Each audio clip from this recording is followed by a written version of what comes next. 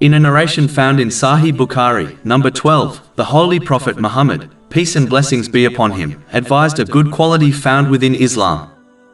Namely, to spread the Islamic greeting of peace to people one knows and to those they do not know. It is important to act on this good characteristic, as nowadays Muslims often only spread the Islamic greeting of peace to those they know. It is important to spread it to all, as this leads to love between people and strengthens Islam. In fact, this characteristic leads to paradise, according to a narration found in Sahih Muslim, number 194. One must avoid the bad habit of only shaking hands with other Muslims, without extending the Islamic greeting of peace to them.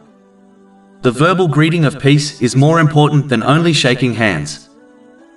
A Muslim should never forget that they will receive a minimum of 10 rewards for every greeting of peace they extend to others, even if others fail to reply to them.